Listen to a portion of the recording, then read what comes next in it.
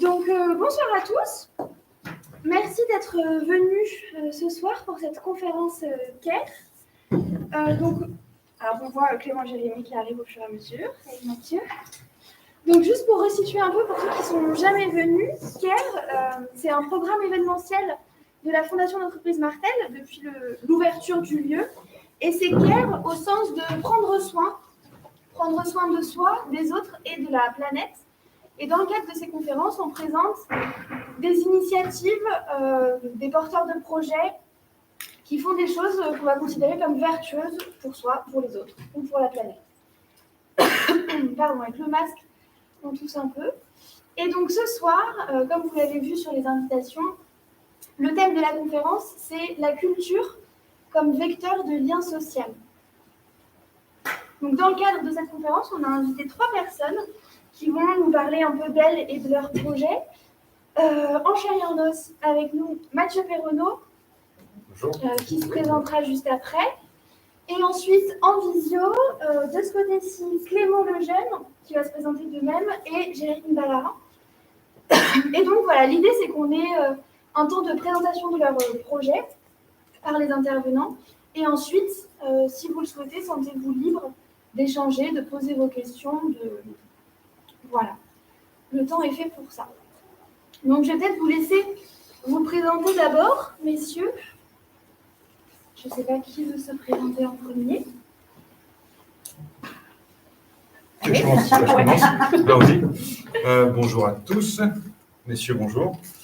Mathieu Perronneau, donc je travaille pour l'association Éprouvette, dont l'objectif est de développer les arts urbains sur le territoire cognaçais et au-delà. L'idée est de défendre les projets artistiques toujours dans la rue, en soutenant la production des artistes, en créant des parcours urbains et en développant des ateliers pour accentuer en fait la pédagogie autour des arts graphiques urbains. Voilà. Donc après Mathieu, je ne sais pas, entre Clément et Jérémy, qui veut prendre la parole en premier. Honneur au plus jeune. À toi, Clément. On peut faire ça. Ça me catalogue, mais c'est très bien. Donc Clément Lejeune, je représente donc ici à la fois le projet RADO sur lequel on travaille, qui se présentera plus en détail, et aussi à travers l'action qu'on mène avec l'association FILEP que j'ai cofondée en 2018.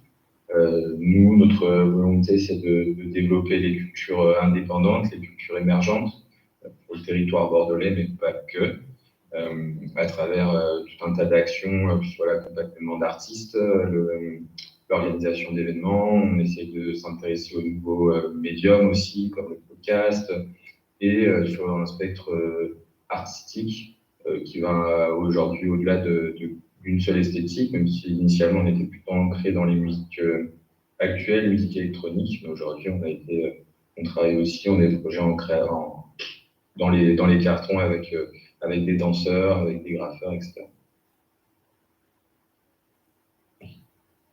Je suis Jérémy Ballarin. Bonjour à toutes et à tous. Je ne vous vois pas, mais vous me voyez. Je ne sais pas si on est en train de parler à 2000 personnes ou à 4 personnes, mais bref. Bonjour. On approche très vite. Donc, je suis Jérémy Ballarin.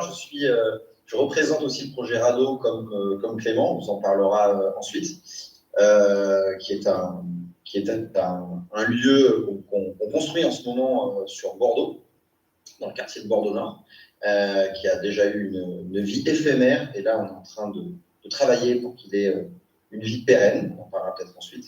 Et je représente par ailleurs le projet Wanted, dont je suis l'un des cofondateurs, qui est un projet à la base qu'on a cofondé avec Christian Eluc en 2011, qui est une communauté d'entraide qui a pris place sur Facebook, qui réunit aujourd'hui 1 million de personnes.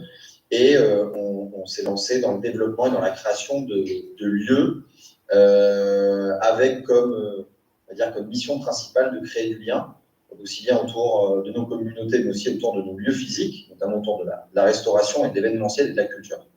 Donc aujourd'hui, nous, on n'est pas tellement un opérateur culturel, mais on est un acteur qui crée des espaces dans lesquels on accueille la culture pour que ce soit un vecteur de lien social. Et c'est pour ça qu'on est notamment ensemble avec Fineb, avec Clément, pour réaliser ça. Ok, super. Merci à vous trois déjà pour cette présentation. Donc voilà, l'idée de ce soir, c'était que chacune de ces personnes vous parle un peu des projets qu'elles défendent. Donc Pierre-Mathieu à l'échelle locale, et puis Clément et Jérémy un peu plus loin, parce que l'idée des conférences claires, c'était ça, c'était de créer à chaque fois un binôme, ou au moins de trouver une initiative locale et son pendant un peu plus loin en France. Donc on peut peut-être commencer par parler des projets que vous avez un petit peu abordés là dans vos présentations, et ensuite en fait de parler des tiers-lieux, parce que c'était ça. Mais ça, je te laisse commencer peut-être, Mathieu. Très bien. On a fait une tentative de monter un tiers-lieu sur Cognac. L'idée était de reprendre une piscine municipale abandonnée depuis plusieurs années et d'imaginer un tiers-lieu qui pouvait rassembler artistes et un peu tous les habitants de Cognac, enfin, tous les Cognacais et des alentours qui étaient curieux de rencontrer des artistes, de comprendre leurs intentions, de les voir travailler et surtout de partager avec eux un moment. Ça pouvait juste être convivial, mais aussi, pourquoi pas, un moment dans la création. Et c'est comme ça qu'on a initié en fait le Pédiluve. Il y a à peu près, c'était en 2020. Alors, c'est rigolo, on l'a monté le jour où on nous a annoncé le confinement. Donc c'était déjà un début, comme un acte manqué en fait. Mais au final, ça nous a permis de bien préparer notre ouverture qui s'est faite quelques mois après, à la fin du premier confinement. Donc on a invité les artistes à investir ce lieu qui est un peu magique. Hein. C'était une piscine olympique avec 3 bassins différents, 2000 m², un snack, complètement abandonné depuis 2 ans. La végétation avait commencé à prendre un peu sa place dans tous ces espaces. Et ça nous a demandé à peu près quelques mois de travaux, de nettoyage et d'envie en fait de redonner vie à cet espace tout en accompagnant. On s'est rendu compte que c'était un espace qui était déjà vivant avant nous. Il avait déjà une histoire.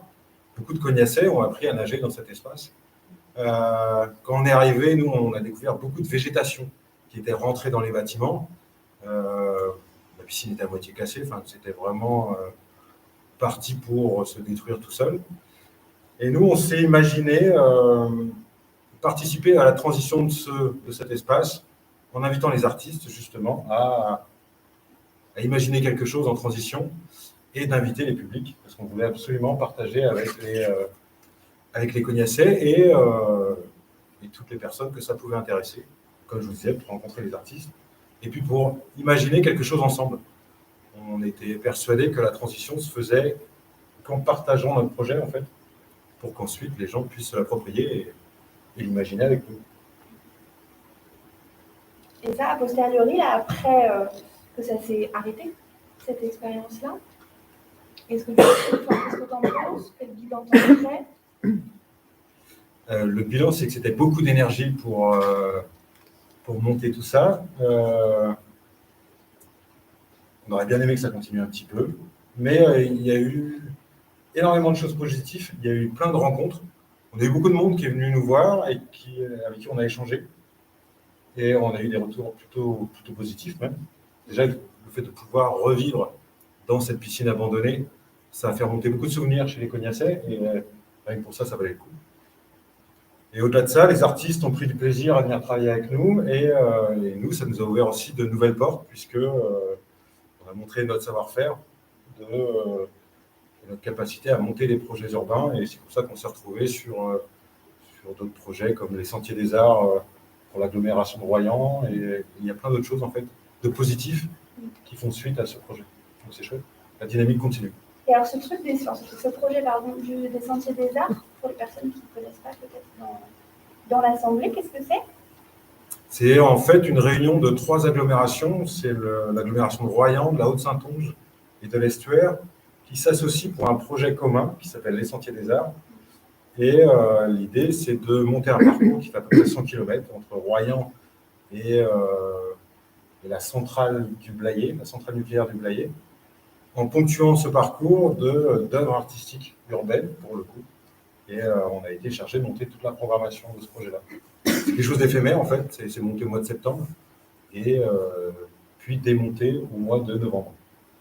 À la différence que quand on fait de l'art urbain, du coup, les fresques, elles sont restées et elles sont encore visibles pour la plupart sur ce parcours-là. Ok. Alors après, avant de rentrer, parce que moi je trouve que la notion d'histoire, elle est intéressante, l'histoire du lieu et ce que l'on fait. Et ça fait écho aussi à votre projet, Clément et Jérémy, avec l'histoire d'un quartier, mais ça on y reviendra peut-être après. Peut-être on peut vous laisser la parole, Jérémy, Clément, sur Wanted, sur FIMEB rapidement, et puis après ce qui vous a rassemblé sur le projet RADO et sur ce qu'est ce projet RADO. Si tu veux, je commence, Clément, puis tu prends la suite. Alors, juste pour placer un peu le contexte, nous, Wanted, on crée une communauté d'entraide sur Internet, dans laquelle il se passe beaucoup de choses très différentes. Et on décide en 2018 de créer des lieux physiques. Donc, on crée un premier lieu qui est dans le quartier Saint-Michel à Bordeaux, pour ceux qui connaissent, qui est un quartier prioritaire de la ville. Et on crée un café-restaurant avec une dimension solidaire. C'est-à-dire une entreprise, mais qui a un impact sur le quartier. Et c'est pour ça qu'on s'ancre dans un quartier prioritaire de la ville et dans un quartier qui a un vrai sujet en termes de mixité et de lien social. Et donc, pour la faire rapide, on crée un café-restaurant avec des dispositifs qui permettent la solidarité et l'accueil inconditionnel, donc aussi bien avec des choses autour de notre offre de bouffe, avec notamment des consommations suspendues, payer une consommation en avance pour quelqu'un qui ne peut pas se la payer. Donc, on a réussi à créer aujourd'hui, depuis 3 ans, dans notre petit café-restaurant de 90 mètres carrés à Saint-Michel, une vraie mixité et un vrai accueil inconditionnel de personnes qui ont un pouvoir d'achat ou pas de pouvoir d'achat, un toit ou pas de toit, et en même temps d'essayer de créer de l'événementiel autour et de faire entrer la culture là-dedans. Et on a voulu passer l'étape supérieure il y a 2 ans, avec Clément travailler encore avec nous avant de continuer son parcours personnel et ce qu'il crée en ce moment. Et on a décidé de créer des lieux qui soient plus ambitieux. Alors, tu as parlé de tiers-lieux. Est-ce qu'il doit forcément mettre cette dénomination de tiers-lieu qui aujourd'hui est assez galvaudée, qui veut à la fois tout et rien dire, mais en tout cas, le fait de dire on veut créer un espace qui va être économiquement viable, qui va permettre de créer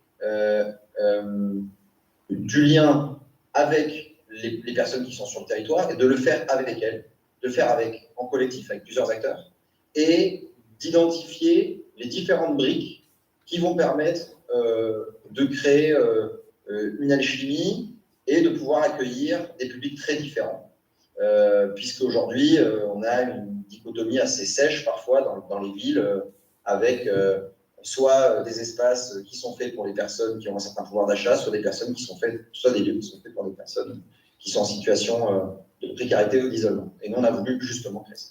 On a eu une première possibilité à la base sous-marine il y a 2 ans, la base sous-marine à Bordeaux aussi, pour ceux qui ne connaissent pas, c'est dans le quartier Bordeaux-Nord.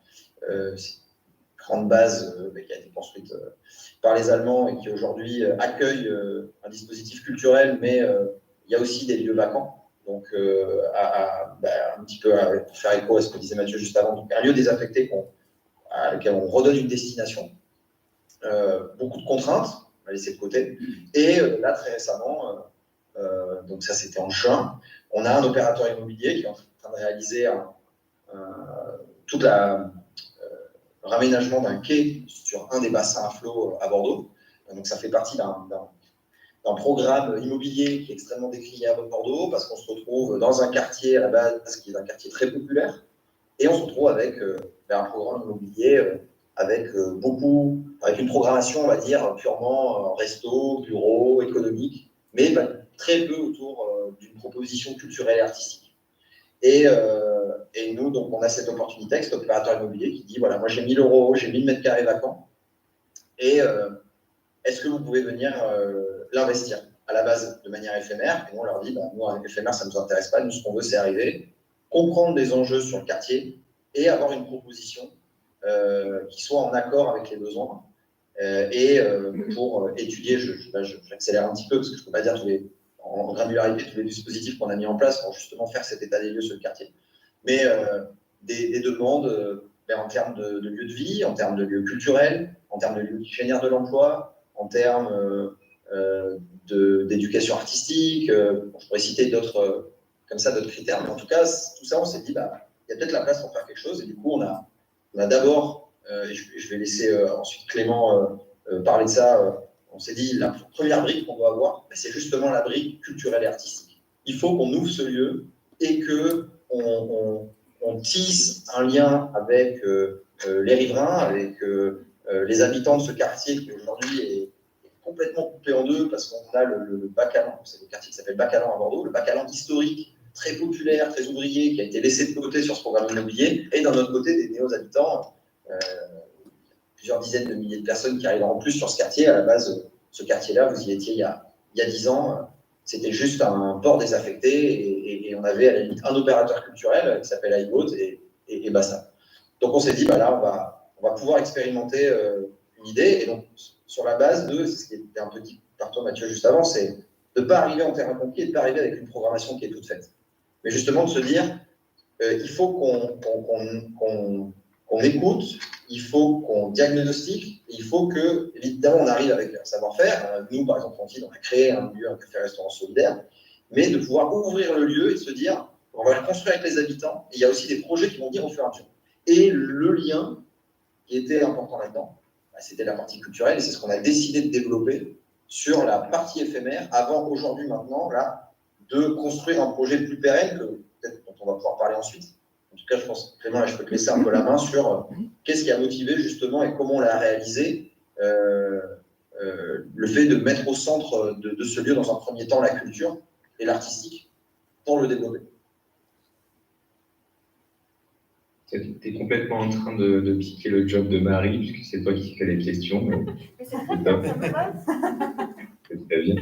Non, mais en plus, complètement pour enchaîner là-dessus, mais c'est vrai que déjà, peut-être pour rebondir aussi sur quelque chose qu'a dit Mathieu, qui était sur l'expérience dans cette piscine, c'était de redonner vie à un lieu. Et c'est vrai que nous, on est un peu, on doit à la fois, eu égard à la situation du quartier que Jérémy évoquait, on doit à la fois redonner vie, ou en tout cas essayer d'être en lien avec tout cet historique-là, et en même temps, on doit donner vie à à de nouveaux espaces urbains qui sont neufs, qui ont peu d'histoire, qui ont été construits sur d'anciens lieux, puisque par exemple, moi j'étais pas bordelais à l'époque, mais là où on se trouve, c'était des anciens hangars, où pour le coup il y avait énormément de street art notamment. Donc en fait, on est un peu sur cet héritage-là, et en même temps il n'est plus visible. Mais il y a cet enjeu du coup de reconstruire quelque chose de zéro, puisque pour faire le lien, c'est vrai que nous, quand on a ouvert le lieu sur novembre-décembre de fin 2021, on avait de nombreuses personnes qui arrivaient jusqu'à nous qui nous disaient mais j'avais jamais traversé le passage piéton qui me permettait 150 mètres plus haut d'arriver jusqu'ici. Donc on est vraiment sur cet enjeu-là. Et c'est vrai que nous, ça nous a pas mal questionné de se dire comment on va pouvoir faire comprendre aux gens qu'on est dans un processus de création et que ce processus-là va être collectif. Mais donc, c'est vrai que quand on parle de processus de création d'un lieu comme celui-ci, évidemment, la question aussi de donner la possibilité à des artistes de créer était un peu évidente. Il y a deux choses, je pense qu'il y a à la fois par les choix artistiques qu'on a fait de donner la place à 11 artistes locaux, principalement des graffeurs, pour venir remodeler le lieu dans sa totalité comme ils l'entendaient. Évidemment, il y avait un côté libre expression qui était important dans un quartier hyper aseptisé pour le moment, qui a besoin, on en est convaincu, de se libérer un petit peu. Donc ça, et évidemment aussi de pouvoir créer des opportunités de se rassembler, donc à faire des concerts, à faire tout ça. Et donc, je pense que nous, notre choix par rapport à ça, même plus globalement, c'est aussi dans cette vision de la culture qu'on a, et juste pour finir l'intervention là-dessus, c'est que la culture, c'est ce qui permet de nous raconter des histoires. Et les artistes, à ce titre-là, sont ceux qui souvent nous permettent ça. Et donc se raconter des histoires, pourquoi? Pour essayer de créer du commun, créer des références communes, créer un destin partagé.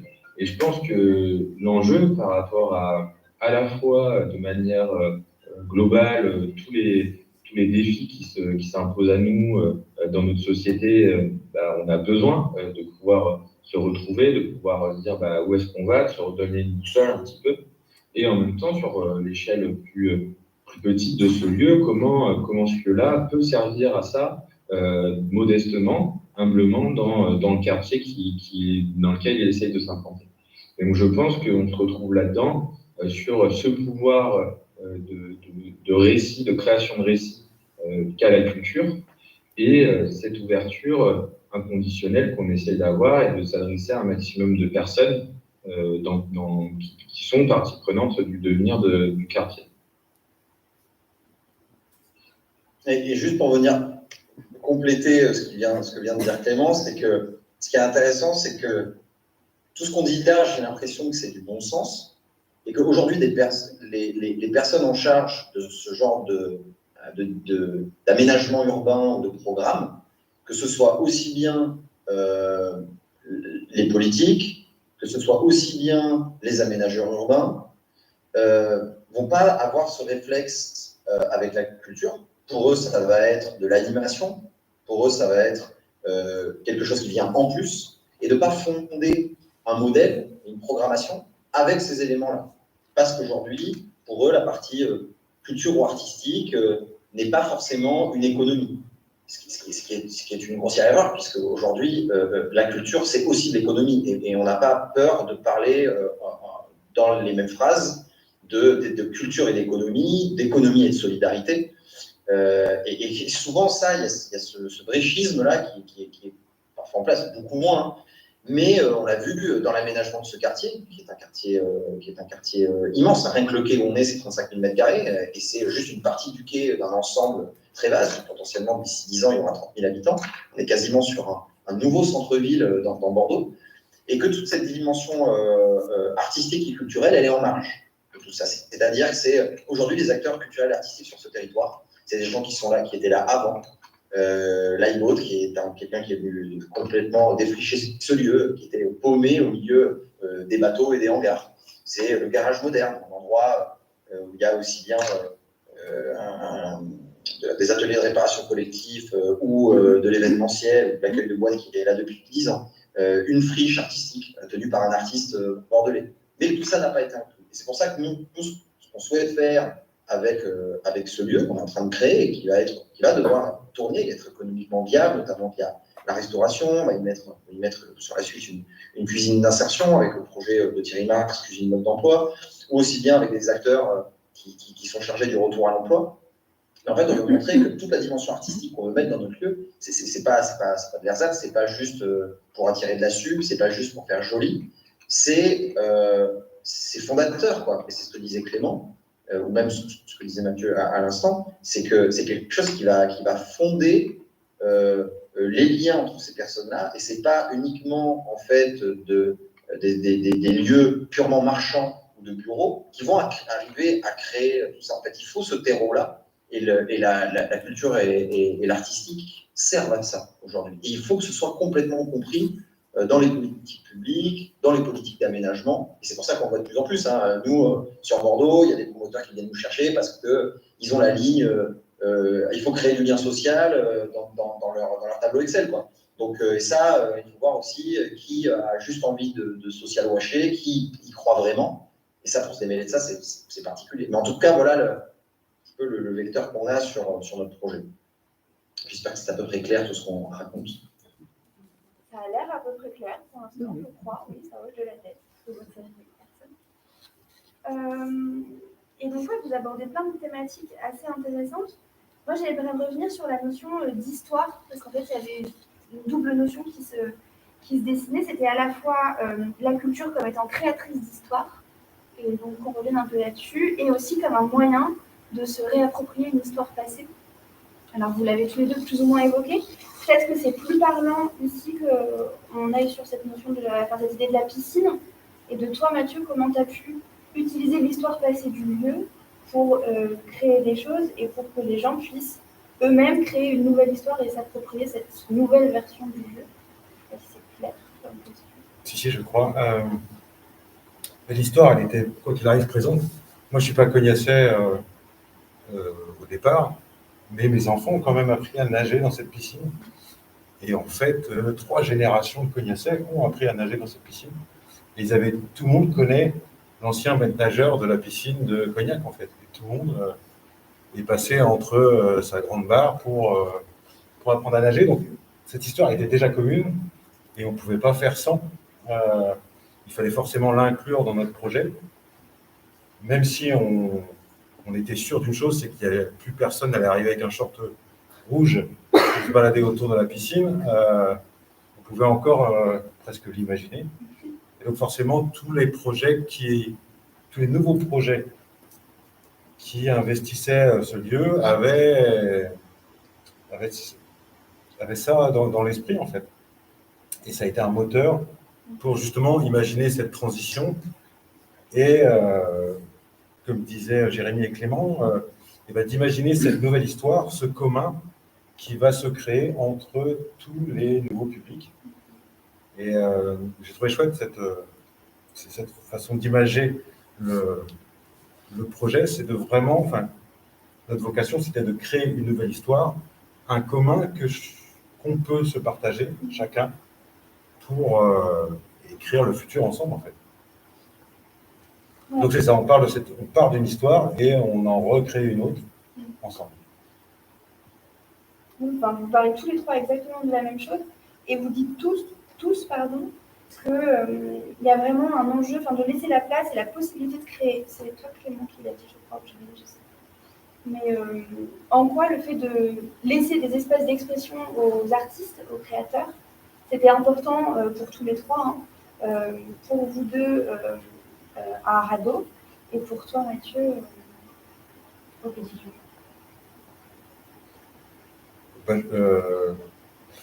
Pour nous, c'était une évidence de laisser les artistes s'exprimer. En plus, on était dans le confinement, et dès le premier confinement, on a parlé de ce qui allait se passer après, comme quoi la société allait changer, le lendemain allait être différent, et il fallait forcément laisser la place aux artistes pour imaginer ce lendemain. Et c'était eux qui allaient, on le croit, on croyait à l'époque, et on le croit toujours, c'est eux qui avaient les clés en fait de ce futur qui allait être plus partagé, plus joyeux, plus fédérateur, où les gens allaient prendre plaisir à se retrouver, quoi. Et j'espère que ça va être comme ça, même si ça tarde un peu, j'y crois encore. Oui, toujours. Et vous, Clément et Jérémy, de ce côté-là?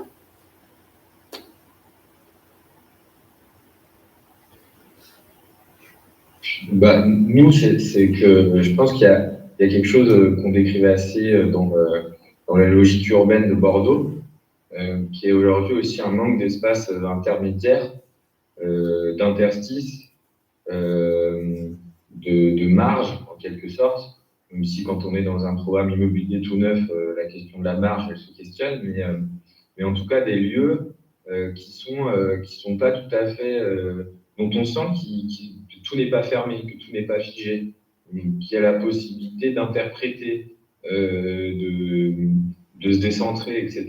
Et je pense que ça, c'était aussi important pour les artistes, puisque leur pratique, de par le Covid, comme le dit Mathieu, même plus globalement, par l'évolution d'un certain nombre de normes et du contexte social, etc., fait que leur pratique est très contrainte.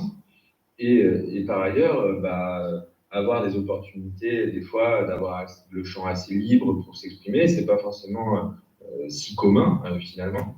Donc, je pense que ça constitue autant un espace interstitiel pour les artistes, mais aussi pour les publics de vivre une expérience, de vivre quelque chose d'éphémère, puisque en réalité, bon, avec le Covid, c'était évidemment particulier, mais c'était une expérience comme celle-ci, on n'avait pas eu depuis quelques années à Bordeaux. Donc, c'est aussi, je pense, d'offrir ces moments. On sait qu'il y a un début, on sait qu'il y a une fin, qu'il y a quelque chose qui va se passer et que ça nourrit aussi, je pense, un besoin social de vivre des expériences et de partager des expériences. Et je pense que des espaces qui permettent ça, bah, c'est quand même assez salutaire et malheureusement, on en manque cruellement aujourd'hui. Complètement, et du coup, c'est vrai que quand on parle de raconter des histoires, de destin commun, d'expériences, en fait, tout ça, malheureusement, aujourd'hui, dans ce qui va être proposé dans l'urbain, parce que nous, on parle notamment de Bordeaux, bah, c'est peu présent parce que il manque, je pense, quelque chose que permet, pour le coup, la création artistique dans des espaces. Je pense qu'il y a deux choses. Il y a le fait de créer des émotions. Aujourd'hui, un projet immobilier tel qu'il est sur les bassins à flot, je ne pense pas que ça crée énormément d'émotions pour les personnes qui sont dans ce quartier. Et avec l'émotion vient plein de choses. Ça nous permet de nous unir autour de ça. C'est quelque chose qui est important.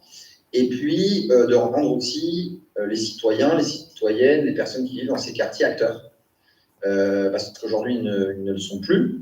Donc, en fait, je ne fais pas une critique primaire d'un modèle de pure consommation, parce que nous, on sera aussi un lieu de consommation. On peut consommer différemment, on peut consommer de manière plus responsable, on peut avoir un impact, qu'il soit sociétal, environnemental. Mais en tout cas, je pense que de rendre les citoyens acteurs de leur ville, acteurs des lieux qui sont créés, c'est très important. Et ça, aujourd'hui, forcément, il faut trouver des modèles qui permettent ça. Voilà. Parce que aujourd'hui, forcément, une personne qui gère les programmes immobiliers, ils ont des matrices Excel qui sont pas toujours adaptées à ça. Donc c'est pas, moi, je pense que je suis pas du tout défaitiste. On n'est pas défaitiste, je pense. Et un projet comme Rado le montre qu'il y a une possibilité, qu'il faut innover, qu'il faut aujourd'hui on a l'oreille et des pouvoirs publics, qui soient au niveau des questions d'insertion, de développement économique, d'innovation sociale. Je pense, en tout cas, on a toujours été assez optimiste de ce côté-là, parce que de toute façon, si on est pessimiste, on ne fait pas grand-chose.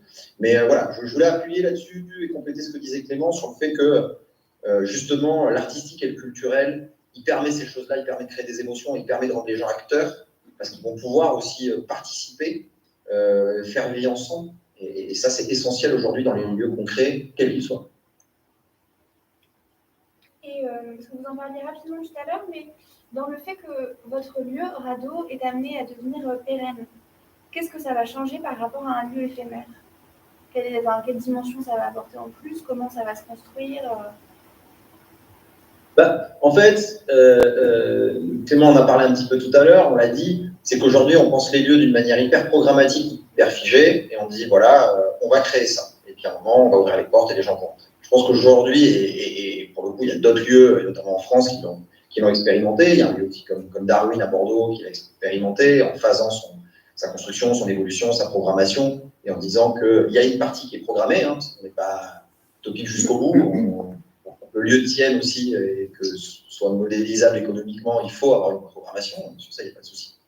Mais laisser la place à l'expérimentation, de laisser la place à l'innovation, de laisser la place au test, de laisser la place à l'erreur. Ça aujourd'hui, prôner ça, c'est quand même c'est compliqué, c'est une vraie démarche. De dire, on va laisser de la place pour que les gens se trompent. Et les gens ils vont se tromper, ça va leur permettre de faire autre chose. Voilà. Mais oui, ça, voilà. Forcément, ça c'est fortement un sujet qui est pas facile à traiter, mais ouais, on s'y emploie, notamment sur un lieu comme celui-là. Donc pour revenir à ta question, on a imaginé la phase éphémère comme une partie vraiment à part entière du projet. Le but c'était pas de dire on fait une animation et puis après on va faire le mieux. Non, en fait c'est que en ouvrant cette phase éphémère pendant 2 mois, ça nous a permis de rencontrer les personnes avec lesquelles on est en train de créer le projet actuellement de manière pérenne. Parce que je veux dire, donc en fait, c'est pas on fait une animation pour animer le quai pendant 2 mois, et puis en fait, on sait exactement déjà ce qu'on va faire. Non, c'est qu'en fait, on ouvre le lieu et on est déjà en train de le créer en même temps. Voilà. Et ça, c'est quelque chose qui doit être très poreux, qui doit se répondre, parce que les gens vont nous dire, on a aimé ça, on n'a pas aimé ça. Des acteurs vont nous dire, mais c'est génial, vous avez ouvert là-dessus, et nous on se retrouve là-dessus, on peut venir. Donc, c'est laisser le champ aussi pour expérimenter. Voilà. Et il faut qu'on ait un acteur en face, un propriétaire qui accepte ça. Il l'accepte dans une certaine mesure, dans une autre manière, dans une autre dimension, c'est un peu plus compliqué, mais ça fait partie entièrement du projet. Tu veux ajouter quelque chose, Clémence? Non, je pense ajouter, c'est sur la philosophie qui est intéressante en fait. Arriver à être sur la philosophie de l'éphémère, on reste sur du test, on essaye de pas rentrer dans une routine, de continuer à être défricheur, de se remettre en question. Je pense que ça a trait beaucoup à l'état d'esprit en fait avec lequel on va aborder ça. Et à l'inverse, qui va être très intéressant aussi avec le fait d'entrer dans une phase pérenne. Moi, c'est pas tant d'entrer dans une phase pérenne, en fait, c'est surtout d'avoir un lieu qui va être configuré de manière plus optimum et donc qui va nous offrir plus de possibilités. Donc, moi, c'est surtout ça qui est intéressant, en fait, parce que le projet, en fait, on a dû le lancer mi-octobre et pour moi, Rado est un projet qui existe dès son lancement en octobre 2021 de manière pérenne, point barre. Mais donc, du coup, c'est comment, avec des outils qui vont évoluer, puisqu'il y a aussi des questions de comment on peut investir le quai, etc., quel rôle on peut jouer sur ce quai, etc. Comment, avec des outils qui vont évoluer, on va, nous, avoir toujours la fraîcheur d'esprit de continuer à proposer des choses, de défricher, de s'ouvrir, de ne pas tourner en vase clos, etc. Donc, je pense que c'est garder cette philosophie-là et en même temps jouir d'un peu plus de confort, puisque bon, là, organiser des choses pendant l'hiver dans un lieu qui n'est pas configuré pour, c'est pas mal de contraintes et c'est forcément après, c'est aussi des choses qui grèvent un petit peu l'initiative, forcément. D'accord. Alors, il y a un dernier point dont on a parlé ensemble lundi. Tous les deux, vous avez dit que ce genre de lieu que vous avez imaginé, les initiatives que vous portez, c'était des endroits et des espaces qui venaient faciliter la rencontre. Et j'aimerais bien qu'on parle un peu de ça, enfin, des espaces qui créent les conditions de la rencontre aussi, ça a été les mots qui ont été utilisés. Et pourquoi ça, selon vous, et enfin, ensuite, pourquoi la culture, elle permet ça aussi, parce que c'est l'idée en fait, de cette expérience-là. Ça me paraissait intéressant. Eh ben, la rencontre, de fait, est nécessaire quand on monte ce type de projet-là. Le premier réflexe, c'est d'aller voir d'abord le voisinage, donc d'aller à la rencontre de ceux qui vivent déjà sur le territoire. Pour notre cas, c'était les voisins, les rugbyman et les animaux qui vivaient dans le parc François 1er. Et d'ailleurs, ils venaient nous voir, parce qu'on a une petite biche qui avait pris l'habitude de venir nous voir tous les midis, c'était super agréable. Mais au-delà de ça, en plus, nous, on était dans un site classé, donc on avait des contraintes que ce lieu nous imposait. Donc ça a été le premier réflexe, c'est d'aller à la rencontre de ceux qui vivaient autour de nous, forcément aussi des pouvoirs publics, de la mairie qui nous soutenait, de la région, le département, etc. Et de présenter une idée, même si au début on n'avait pas non plus tout rédigé et tout figé totalement. On avait un projet, mais on s'accordait nous aussi un peu le droit à l'erreur dès le départ. Et ensuite, on a continué la rencontre parce qu'on avait besoin de monde pour nous aider à construire, à ramener du meuble, à construire du mobilier, à commencer à partager nos envies pour ensuite encore inviter du monde à partager des expériences artistiques. Dans notre cas, c'était des performances de street artistes ou des concerts, ou un concert, et autres expériences. Et puis juste aussi pour boire un coup, parce que c'est toujours agréable que quelqu'un débarque et qu'on puisse boire un coup ensemble pour discuter. Et de votre côté, les Bordelais?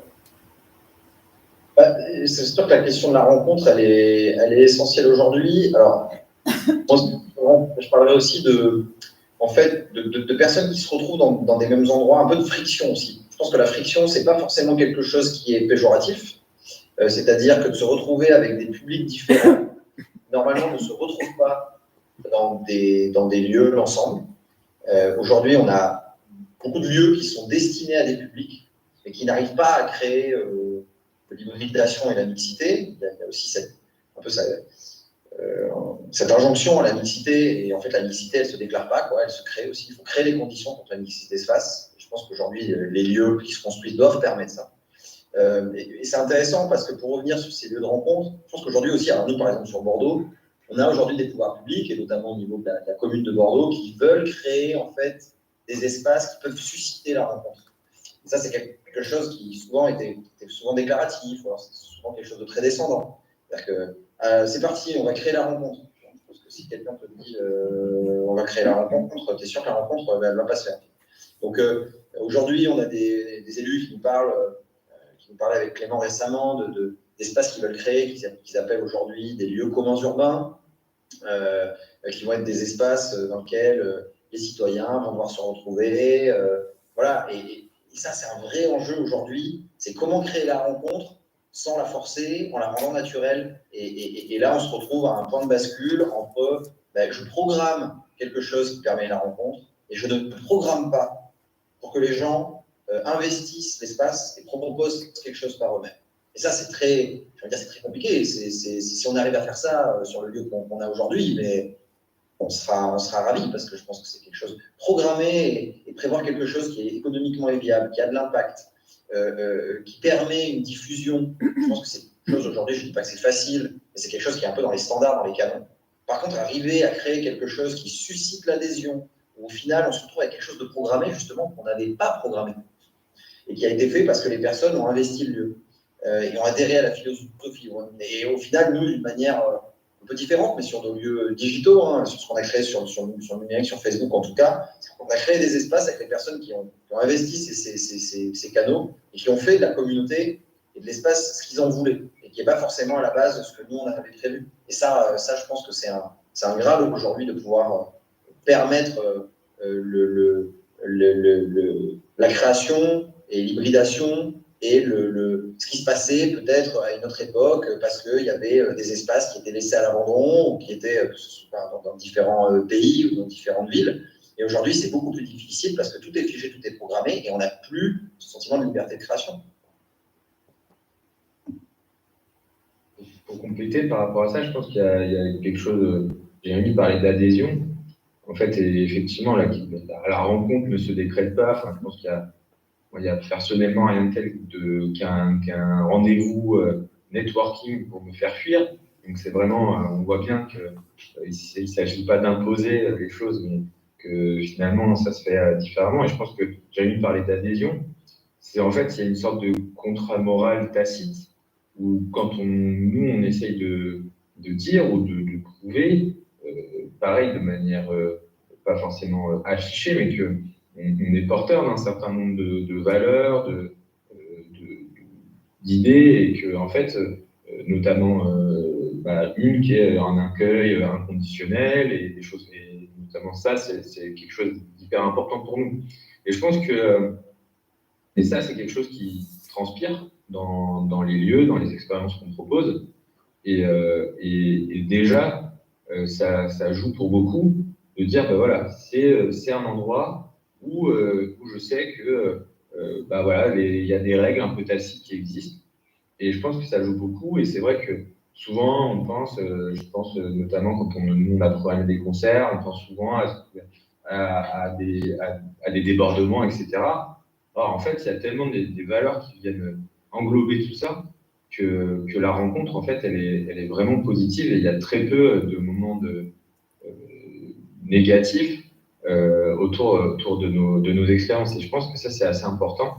Et ça, c'est quelque chose qui joue sur plein d'aspects, qu'on peut faire après, qu'on peut communiquer de plein de manières, et qu'il ne s'agit pas de placarder au mur. Il n'y a rien de tel que de faire du washing par rapport à ça. Mais je pense que c'est une vraie démarche à la fois de se mobiliser pour des idéaux, des valeurs, mais aussi de les mettre en acte. Et je pense que quand il y a de la sincérité par rapport à ça, en fait, les gens le sentent, et la rencontre, elle se crée naturellement. Et je pense que ça, c'est hyper important.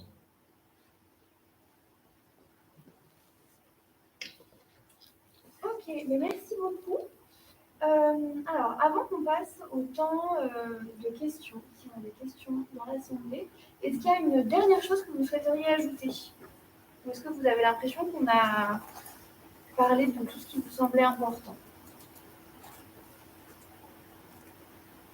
Bon, c'est bien de laisser la parole et les réactions. Parce que, évidemment, on a plein de choses à dire. On va voir les réactions. Ce qu'on dit, c'est un petit peu connecté à ce que les gens ressentent là, quand ils nous entendent parler. Il y a des critiques. Bref, pour ma part. Alors, est-ce qu'on a des réactions dans l'Assemblée ou est-ce qu'il y a des questions, des choses qui vous ont intrigué, touché dans ce qui vous a été présenté? Ouais. Déjà, merci à tous les trois pour la présentation des projets. Moi, j'avais deux questions. La première, c'était pour Mathieu. On a évoqué des projets qui étaient louables, donner des espaces publics comme lieu d'expression à des artistes ou aux populations. La piscine de Cognac a été un de ces lieux. Et sauf si j'ai pas très bien compris, ça s'est arrêté. Et est-ce qu'il va y avoir quelque chose de pérenne, un peu comme le projet à Bordeaux, ou est-ce que qu'est-ce qui vous a été attribué par Cognac finalement pour continuer votre projet? Cognac ne nous a rien attribué. Il nous a demandé de quitter les lieux. Non, mais les projets, nous, sur le territoire, c'est de continuer à développer le parcours urbain qui est déjà en place depuis 2013, qui s'appelle Wonderwall, et on continue d'inviter des artistes à investir les espaces. On est en pourparlers pour que ces Malao interviennent dans le quartier de la Chaudronne au printemps. Donc à partir de là, on a déjà tout un programme de médiation autour de sa venue, avec les expérimentations, avec la bombe, etc. Enfin, rencontre d'artistes, et pas mal d'échanges avec les habitants. Et j'espère vous inviter à venir découvrir le travail de l'artiste. Non, pour l'instant, on n'a pas envie de se projeter tout de suite dans un nouveau lieu.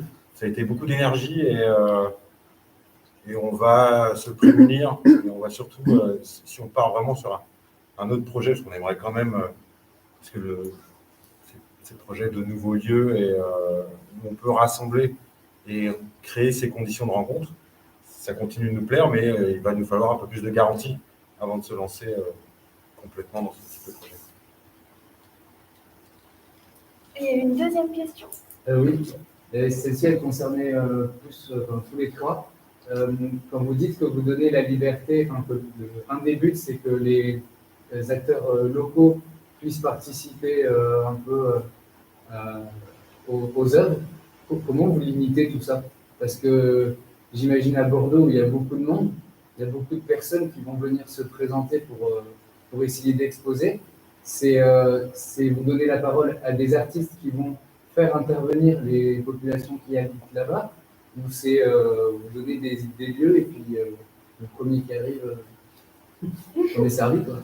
Alors, comment ça se passe? Comment vous arrivez à limiter tous vos projets?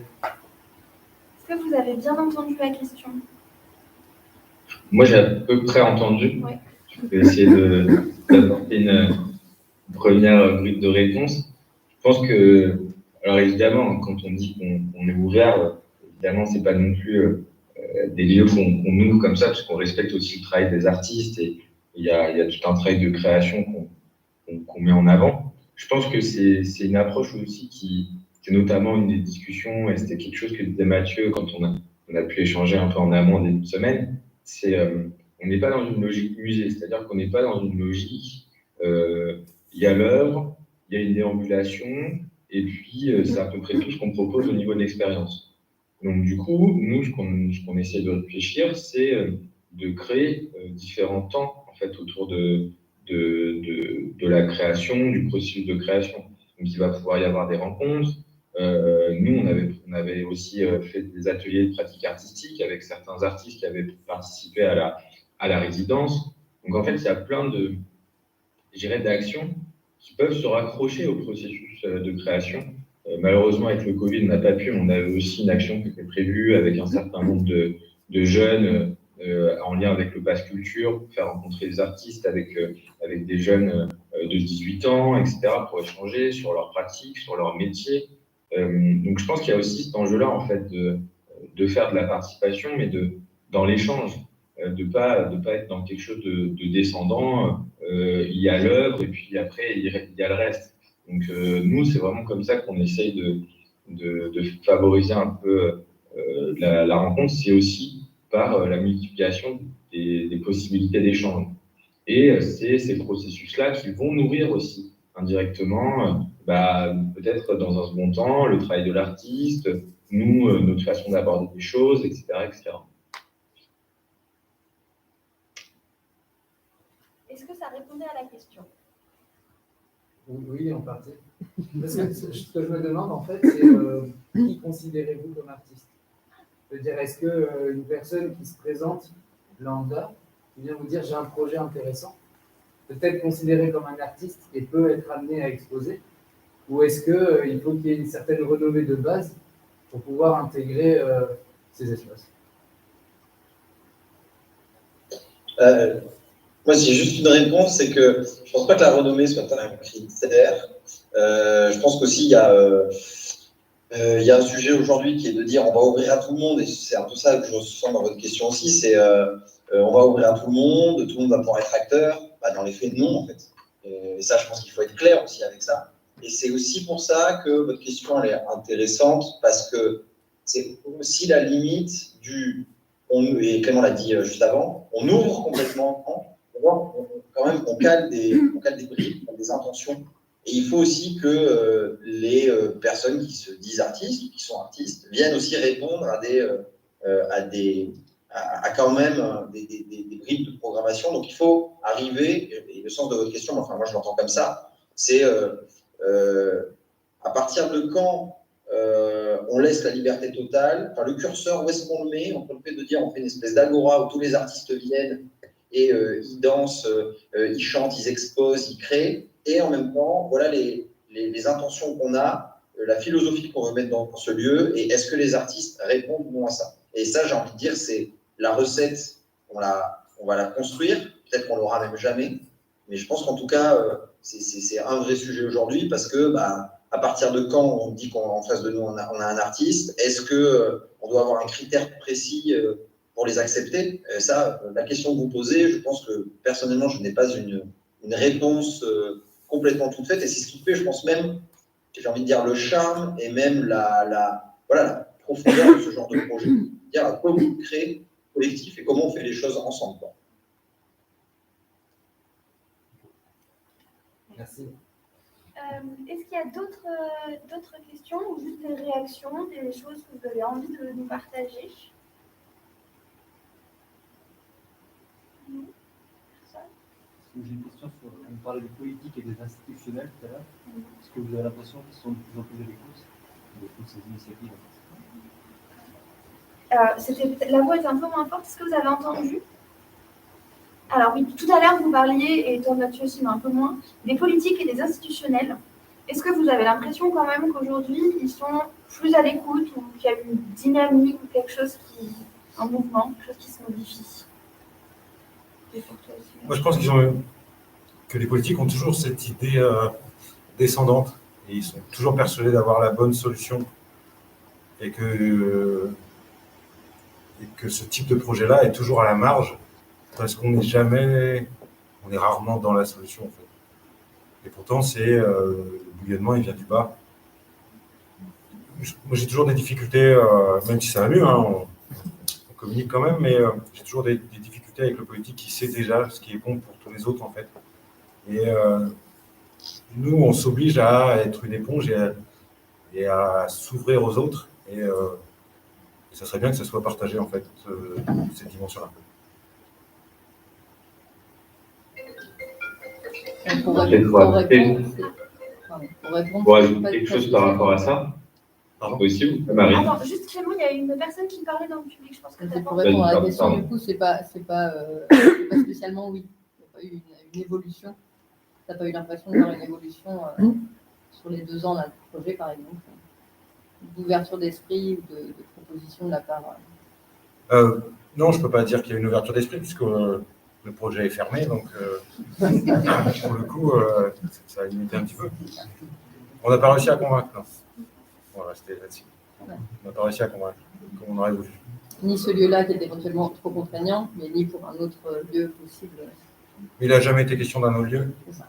On s'était projeté sur ce site-là et on a toujours tout fait pour développer ce projet.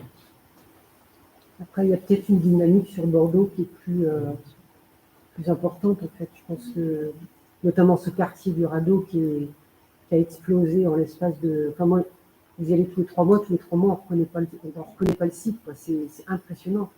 Et c'est vrai que entre Cognac et Bordeaux, il y a vraiment une dynamique qui est différente. Et je pense que vous, pour le coup, ça devient beaucoup plus difficile de convaincre.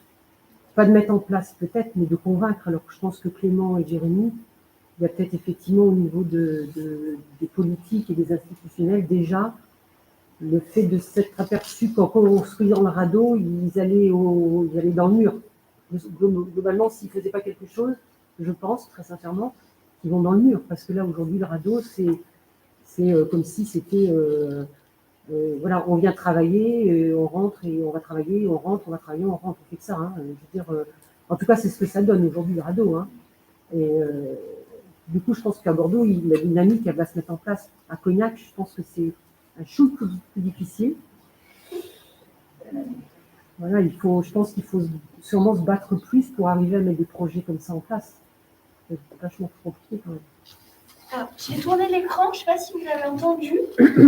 Si c'est mieux dans ce sens-là avec le micro vers le public. Je sais pas. Si. Voilà, C'est donc, mieux, ouais. on parlait de différence de dynamique entre Cognac et Bordeaux, forcément, c'est pas du tout les mêmes échelles, et que vous, peut-être, vous étiez plus porté par cette grande ville qui, voilà, je sais pas ce que vous en pensez. Et après, votre... Alors, on va faire un peu de... Je veux bien prendre la parole, mais non, par rapport à... Tu évoquais au départ, tu parlais de l'écoute des institutions. Je pense qu'il y a une écoute jusqu'à ce qu'on arrive à des demandes. Donc, c'est facile au départ. Et pour le moment, avec pas mal d'élus, nous, on est plutôt à ce moment-là, c'est-à-dire qu'on n'a pas forcément de demande précise. On parle, on échange, on explique. Donc, l'écoute est de qualité à ce moment-là. Je pense que quand on aura des moments où il y aura des choix à faire, on verra réellement le soutien qui sera fait au projet. Donc ça, je pense que c'est une première chose. Donc nous, on est dans une phase aussi où toute la phase éphémère, on l'a faite, on est allé très vite. C'est quelque chose dont on n'a pas forcément parlé. Mais en gros, on a monté le projet en 3 mois pour ouvrir début novembre. C'est très court. Et nous, on avait envie d'aller vite. Évidemment, ces timings-là ne sont pas forcément les timings d'une collectivité. Donc voilà. Je pense que pour rebondir par rapport à la différence peut-être entre Cognac et Bordeaux, effectivement, nous, on est une grande ville, en quoique, et je pense que la question aussi, c'est que du coup, les enjeux sont différents. Effectivement, peut-être d'activer une dynamique et de convaincre sur Cognac, peut-être c'est différent, puisqu'il n'y a pas les mêmes équilibres, il n'y a pas les mêmes enjeux. Pour autant, dans une ville comme Bordeaux, bien qu'il y ait des enjeux, les problématiques, les arbitrages, les choix à faire se font sur un spectre beaucoup plus large. Et donc, du coup, il y en a beaucoup plus qui sont, entre guillemets, du côté. Et nous, notamment à FIMEB, on est pas mal engagés sur comment redonner un peu de marge de manœuvre à Bordeaux, parce que il y a un certain nombre de projets qui sont là depuis très très longtemps et il y a toute une génération qui a du mal à émerger. Et donc ça fait partie des choix de politique culturelle qui aujourd'hui sont un petit peu décisifs et qui ne sont pas forcément faits. Donc je pense qu'il y a une logique très différente qui est d'arriver à se positionner à un moment pour se rendre comme quelque chose qui a un impact, qui a fait ses preuves. Et donc jusqu'à ce moment-là, il faut un petit peu avancer seul et prendre le risque de se planter un petit peu, de devoir réévaluer les choses. Et je pense que jusqu'à ce moment-là, on a un vrai rôle à jouer d'aller convaincre, de montrer qu'on est là, etc. Mais c'est pas si évident que ça, je pense. Vous avez... Oui, alors moi je vais rajouter un peu à la confusion parce que je gère un centre d'art qui est au milieu des vignes, donc dans un tout petit village. Et donc c'est ni dans une très grande ville comme Bordeaux, ni dans une ville importante comme Cognac, mais vraiment dans une commune de 400 habitants. Et je rejoins tout à fait parce que ce qu'on fait, c'est exactement la même chose. On crée du lien. Alors nous, on a fait le choix vraiment de ne travailler qu'avec des artistes professionnels que l'on invite en résidence et à exposer. Et le lien avec les habitants, avec le territoire se fait par la rencontre et le dialogue avec les artistes, avec les œuvres, pour amener justement là où vous n'étiez pas. Et voilà tout ce que vous dites, c'est-à-dire que ce sont des initiatives au départ individuelles, une envie de partager quelque chose.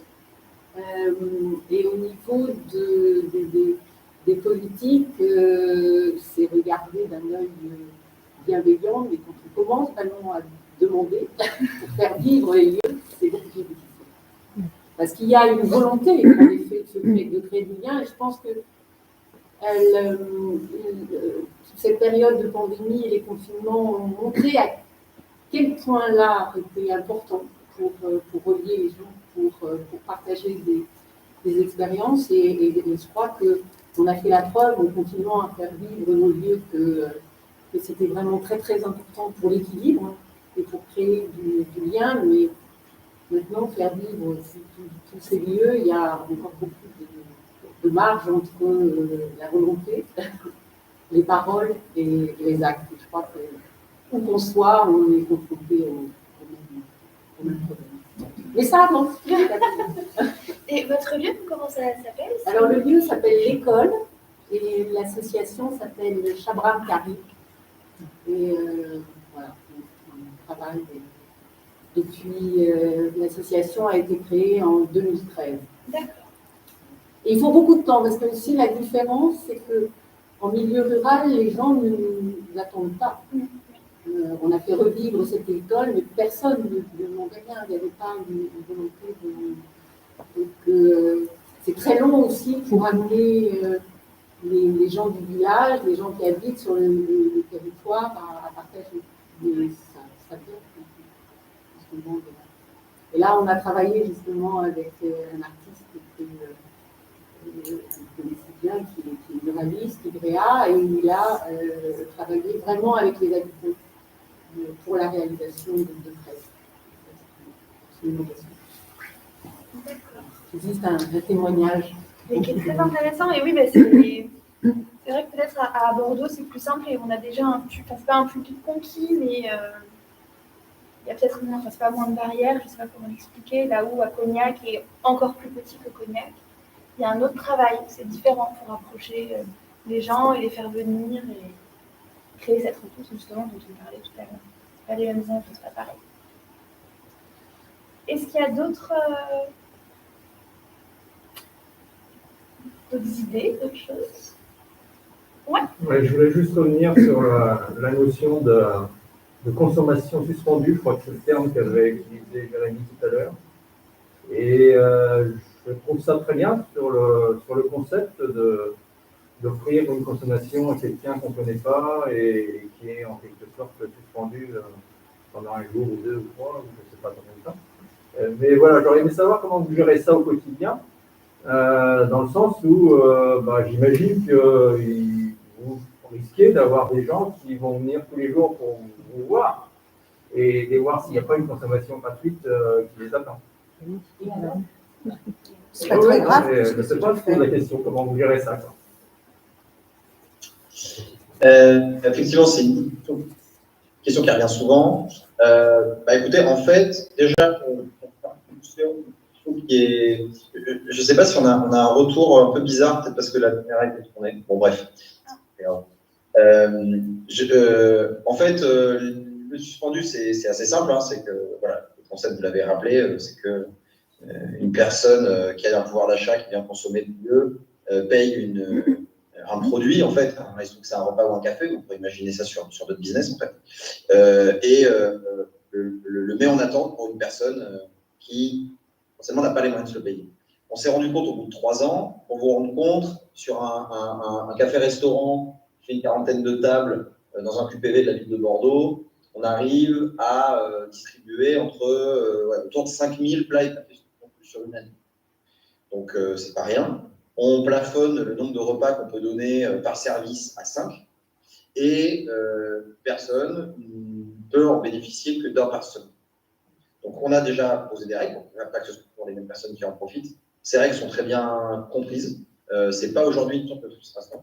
Beaucoup de personnes qui n'ont pas trop le sens des réalités nous ont dit les gens qui sont dans le besoin ou qui sont dans des situations difficiles ne vont pas comprendre ces règles. C'est totalement faux, au contraire. C'est les premières personnes qui sont dans une logique de partage, donc elles le comprennent très bien. Et puis, aussi, il y a des gens qui nous ont dit, vous savez, vous allez avoir de l'abus, vous allez avoir des personnes qui vont en profiter. Eh bien non, ça ne se passe pas, ce n'est pas le cas. Alors, c'est notre échantillon à nous, je ne veux pas être révélateur de potentielles dérives, mais en tout cas, c'est quelque chose qui ne se passe pas. Parce que se déplacer dans un lieu aujourd'hui de consommation et de demander un plat ou un café qui a été payé par quelqu'un d'autre, c'est un acte, c'est un geste pas facile à faire.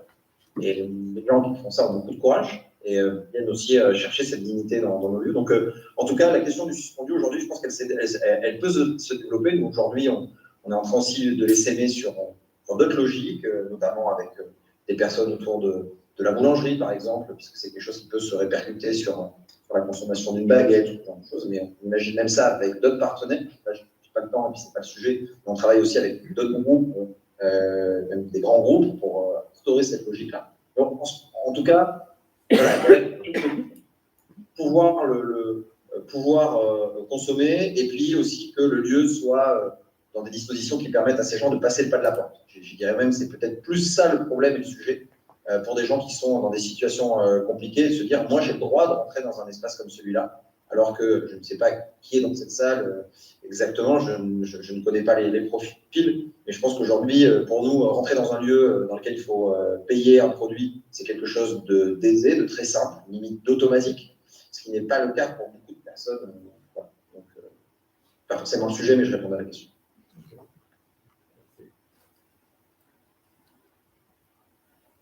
J'espère y avoir répondu. Oui, super. Est-ce qu'il y a d'autres volontés d'intervention?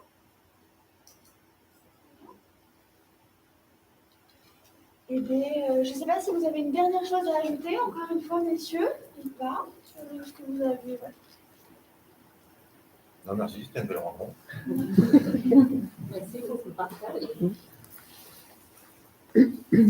Eh bien oui, alors on peut se laisser là-dessus. Merci à tous d'être venus. Merci pour votre participation aussi, parce que quand on organise ce genre de moment, c'est toujours le flou à la fin et on se dit est-ce que ça va parler, est-ce qu'on va se retrouver avec un immense blanc, se sentir un peu bête. Donc merci à tous d'avoir osé, d'avoir discuté et surtout d'être venus.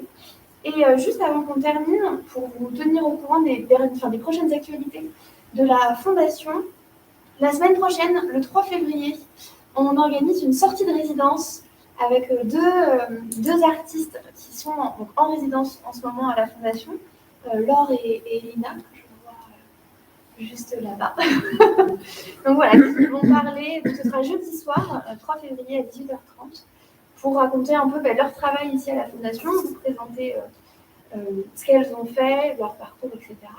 Et on aura une prochaine conférence CARE le 23 février à 18h30 aussi. Et cette fois, on va aborder la thématique du réemploi, du recyclage dans les lieux d'art. Et notamment, nous, en fait, on va vous présenter ce qu'on fait avec une de nos anciennes expositions, de recycler la scénographie.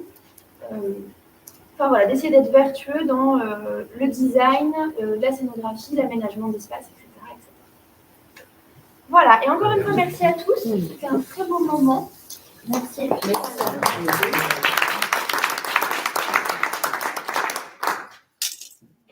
à vous deux, de loin, chez moi.